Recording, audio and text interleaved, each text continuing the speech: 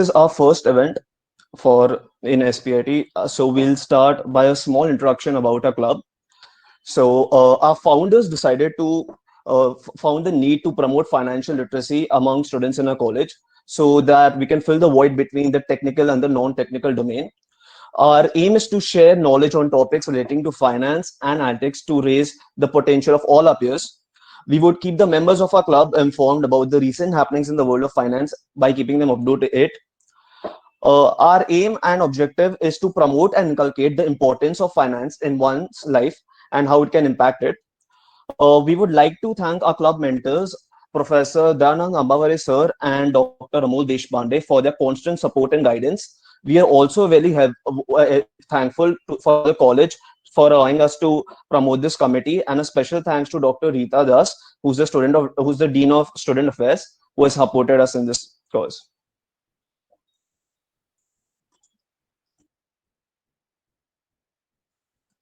Now, as you all know, our speaker Jaskeet Singh, I'll just provide a small intro for about him, and then we can kickstart things.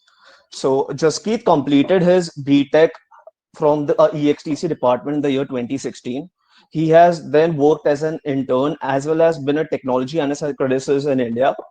He was selected for the class of 2019 at Carnegie Mellon University, also known as CMU, where he graduated with a master's degree in information management. He has interned as a data scientist in the States at a startup that worked on autonomous driving and is currently working as a consultant at EY in New York. Apart from this, he has participated in extracurricular activities during his college days. He was the chairperson of IEEE S.P.I.T. He has led various CSR events at Credit Suisse and has also been a district level boxer in his school days. He used to also play Counter Strike at S.P.I.T. during his college days, and we would like to welcome him wholeheartedly for this event. Thank you so much for joining us, Jaskeet. Over to you.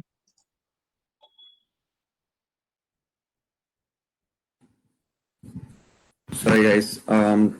Thanks for the introduction, Abhishek. So, just to get started, I want to keep this session very interactive. So, we not keep it a monologue wherein only I am speaking. So, it's going to be more of the questions that you people need to be answered. We have laid down some of the common questions that people have about me as a speaker, about finance as a domain, and many people are right now interested in doing analytics. So we'll keep the discussion open to the way that you guys want to go ahead in. And these are some of the directions that we have come with. So we'll keep this open. Like you can keep posting questions in the chat, and Abhishek can redirect those questions to me, and I'll be happy to answer anything. So starting off, the first question that came up, and it's a good place to start, is how to cope up with finance and its domains when you don't even have a single course in your curriculum. That's actually a good question. So when I was in, as part of Mumbai University, S.P.I.T, I was also considering, getting into the finance domain. And some of you, like me, would have been thinking of joining commerce when, right after 10th, and then decided and ended up doing engineering. But I'm glad that you're part of S.P.I.T now. And the thing that over here is, it's not necessary that you know everything about finance when you're going for interviews with financial companies like banks. So for example, I worked with Credit Suisse, but none of the questions asked to me during my interview revolved anywhere around what are assets, what are liabilities. So I think the first place to start off with, and people do this mistake, so let me just reiterate. So what people usually do is, they start so at one point of time, every one of us will be earning, let's say 2-3 years down the line, if people are going for masters.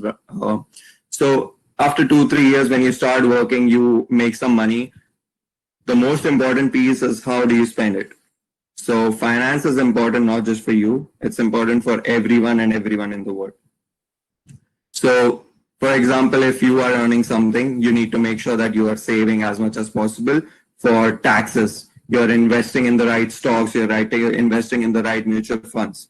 So this is some important information that people, run behind with. That, okay, I need to figure out which company I should invest in. I read a news that Reliance is going up, Google is going up, I'll invest right in that. But what you need to consider is when you invest this money, because this is finance, finance is just money. When you're investing any of this money, you have to be more careful about what the balance sheet says.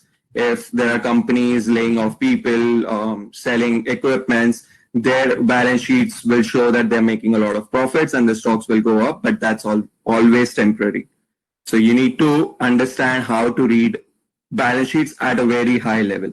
It has to be like what are assets, what are liabilities, what are equities. If you know these three basic concepts, assets equal to liabilities and equities, if you know this formula, there's nothing else that you need as any human that who is trying to invest any money when they start earning. So that's the first piece.